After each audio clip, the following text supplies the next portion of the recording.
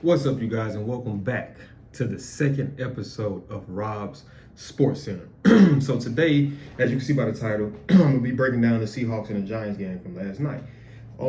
I would say that was a pretty interesting game. It's like if you look at the game, you seen that it was a lot of sloppy play on both sides. It was a lot of back-to-back penalties, kind of stupid penalties. So it was a sloppy game to a certain degree. But it was like as I was getting prepared to make this video as far as the breakdowns, it's some statistics that actually stood out to me of like it kind of left me, well, in a certain degree I can say it, but it kind of left me a little, just a little uneasy, I would say. So we go down to the time of possession, right? So New York Giants, time of possession, they had the ball for 36 minutes, right? New York Giants. Seahawks only had the ball for 24 minutes. So you look at the domination as far as the minutes percentage with Giants with the Seahawks. Obviously, we know that the Seahawks did have one pick six that led to points, so that was defensively that led to them actually scoring, which was that pick six by Mr. Witherspoon, which he is my player of the game, defensive player of the game. And I think I'm gonna start doing that too, like break down every game that I kind of go through and dissect. I'm gonna have like the defensive player of the game and the offensive player of the game. So I really didn't come up with no offensive player of the game, but if I had to go with offensive player, I would probably go with Geno. And the reason why I would say that is because Geno was a lot more cool, calm, and collected than Daniel Jones. Now, obviously, Daniel Jones was sacked how many times?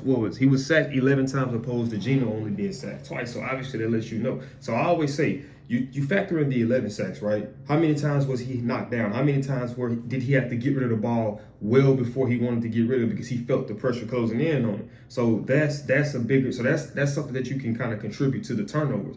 Whereas with Geno was like, man, if it ain't there, I'm not going to necessarily force it. Granted, Geno did go down for, I think, the last little bit of the second quarter. He was tackled, and I don't think it was done intentionally, but Geno was, you see, it kind of had him amped up. Now, I like the energy to go out there and play, but then he ended up doing like I think he did like some little ton, and it was a stupid penalty. You know what I mean? But I don't think that the player did that intentionally. Just I think it just happened in a sense. You know what I mean? But it's like, if from their mindset, they looking at it like, well, you know what, I was wrong, but if you gonna come at me in this aggressive manner, then I am entitled to be able to defend myself, which they are. So you can't really be mad at them on that.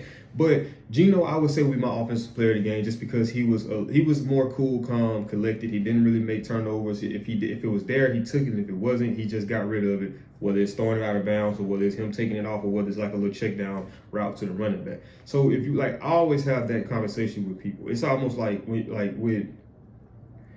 it's almost like the sport playing football is almost like I'm trying to see, how do I want to put this, man? How do I want to put this? It's like, it's basically just it's here, bro. It's here. It's mentally. It's here. So it's like you have a lot of teams, like, say you have people that they get so caught up in one that big play that they really fail to realize the little small plays that can actually contribute to the long down the field plays. So what I mean by that, okay, so you look at, say for instance, if you was looking at the New York Giants and you dissect it like this: Daniel Jones throw 2 interceptions, right? So you ask yourself, okay, was those interceptions possibly tipped by the receiver, or was those bad decision making on his part? And what I mean by that, so if you have a team where they feel like, if you're dealing with a situation where you guys are behind, right, and it's feeling like, in your mind, you're feeling like, man, we're not really making no type of progression. Now, it's slower progressions. It's a 3-yard run here, 2-yard run here, 4-yard pass here. That's the first down.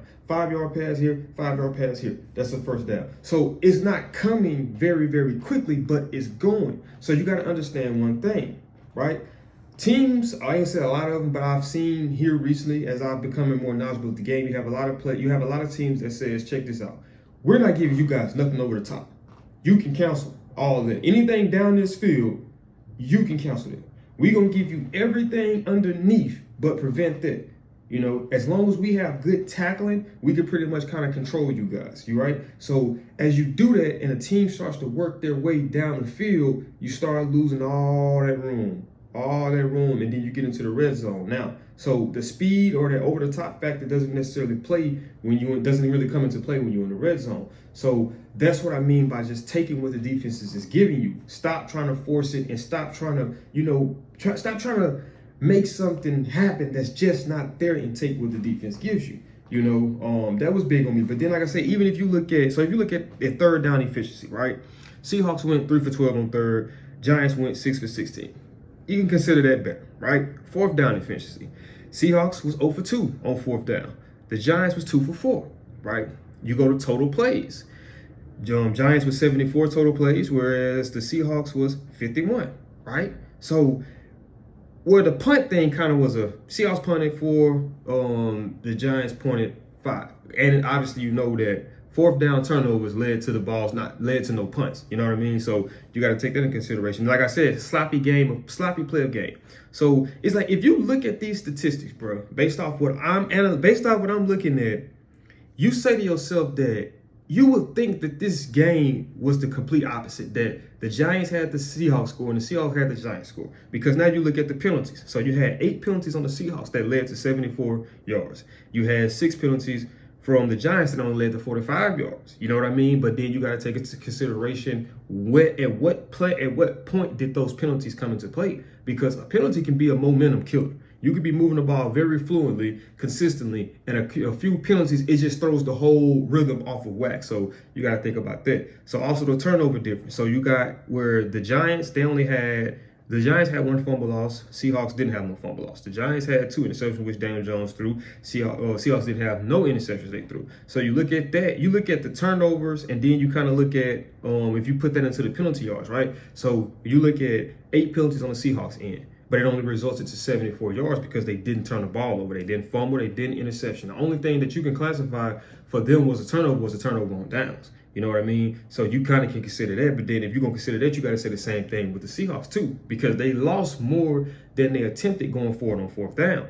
And then it's like I say, even when you go to the Geno Smith effect, and obviously the run game was pretty much there on the Seahawks end. Now the Giants didn't have Saquon. Having Saquon, would that have made a difference? I'm pretty sure Saquon is the type of player who can impact the game, because even if he's not directly taking the handoffs and doing, you still got to take into consideration that we would eventually have to deal with this dude. We got to make sure that we kind of, whatever we scheming, he has to be incorporated into the scheme because he is a viable threat. So you got passing. So if you're looking at quarterback stats, right?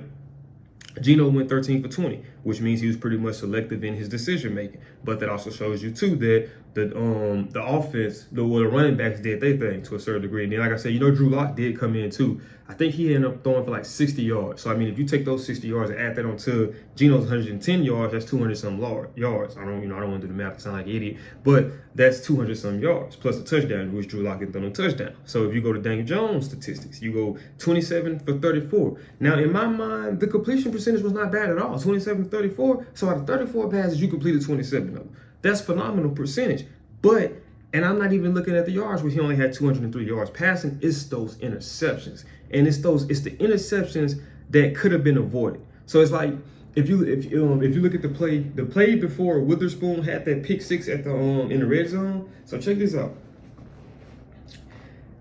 I don't know if it was Witherspoon. It was one of those DBs, one of the DBs from this. I think it was Quadron Diggs. I forgot how to pronounce his name. I'm sorry I'm messing up your name, man. If I, pronounce it in the comment for me. But he had an opportunity at a pick 6. He kind of just, I feel like he kind of just misjudged it, and he kind of just went through his arms. But then it's so crazy that a couple plays later in the red zone, Witherspoon got a pick 6. And up into this game, I never knew who Witherspoon is. Keep in mind, the guy is a rookie. So I never knew who this guy was up until tonight. And when I say this guy left an impact on me, because I'm all about heart, I'm all about, effort. Those are the things that you kind of can't coach. You can coach technique, you can coach all these things, but the heart, the effort, the willpower to win, I can't just sit you guys down in the room. I can tell you the importance behind this. I can give you the speech, but you still have to be willing to go out there and perform and execute. And this guy executed from every aspect last night. From if they had him lined up on the outside as a corner, if they had him lined up on the slot. And you want to know what's even funnier? Check this out. The commentator said that last night was his first time playing in the slot. And let me just read to you guys these statistics. And I'm telling you, even looking at them, it's impressive. But the fact when you actually looking at the game, and it's like every time this guy's name was brought up, the next play he making a play. And it almost would make you think that it was scripted because he was just executing so highly. You know, he's a corner that don't mind covering, but then he's a corner also that don't mind tackling. And, you know, I played corner, you know, and me personally, I was not too fond of tackling, you know, so you don't find a lot of corners that are, but the fact that he is. So I'm going to read to you guys these stats. So his name is Devon. I don't know if he called it, I think it would be Devon Witherspoon, number 21. This guy has 6 solo tackles, 1 assisted tackle, 2 sacks, and a 1 pick six. Now, granted, as a slot corner, you probably are prone to get more sacks because you're blitzing from the slot, opposed to actually having your outside corner blitzing in. So you're prone to get more sacks, but that doesn't make it seem as if that it's just going to be easy just because you're blitzing from the slot. You still got to actually go out there and execute, and they got executed all night. And I really enjoy watching this guy play. So most definitely, he's going to be on my radar going forward. But the Giants, man, I mean, to me, man, the Giants just they don't look like the same Giants team from last year. You know, they just look like a team that willpower. I feel like, you know, I don't want to give the Cowboys this much credit, but I think that the fashion that the Cowboys whooped they butt week 1, I think that they really haven't rebounded for that spiritually. Like, and it just don't. Even looking at the game last night, you see it. You know, it was just a lot of stupid plays, a lot of, you know, costly penalties, and it's just a lot of people just really did. It's like they just didn't have the will to win, honestly, in my opinion, and that's kind of what it really comes down to. And that's not taking nothing away from from the Seahawks, saying that just because the Seahawks came out there and played overall a better game of football than them, but I'm just saying they don't look like they really showed up to play. And the thing with the Giants is this: they're in a bad situation because if you look at 2 of the top dogs, not only in a division, but on that side, the NFC period, is who? Eagles, Cowboys. You know? So, I mean, it ain't looking too good. Looking too good for you guys. You know what I mean? I didn't look at the record and see if the Giants have even won a game this season. I believe they have won 1 game, I would assume. You know, but yeah, it ain't looking too good for them. And then if you look at the Seahawks, look at the top of their division right now. Brock Purdy. You know what I mean? And I think they already played the Seahawks and they beat the Seahawks too. But, you know, the Seahawks, in my opinion, they did their thing, you know, from Geno to DK to Tyler Lockett to Witherspoon to Bobby Wagner coming back. And the one takeaway I did hate from this, I'm not quite sure if any of you guys knew about it, but last night was also Jamal Adams' first game back since week 1 of the previous year where he hurt himself. And he went in for a tackle on Daniel Jones. And he kind of had his head down when he went to tackle, and Daniel Jones' knee hit him in the head. And when he hit the ground, you know, he kind of was a little hesitant to get up. But then when he got up, he kind of was a little off balance, like kind of how Tua was last year when that situation happened to him. So unfortunately, you know, he was taken out of the game, you know, for good reasons though, man, because that didn't look too good. But, I mean, that would be a downside to that. It's just, you know, them losing Jamal Adams because he could. Now, I don't know how long he's going to be gone, you know, but at the same time, looking at that, you want to kind of make sure that you're approaching that with caution as far as, you know, making sure that he's fully okay before you put him out there, because I'm a fan of football. I love to win, but at the end of the day, these people are humans and they do have families that they're looking out for and they got to take care of. So the last thing we would ever want to see is one of those guys permanently hurt. But that's pretty much it for that. Like I say, man, I've been enjoying these breakdowns.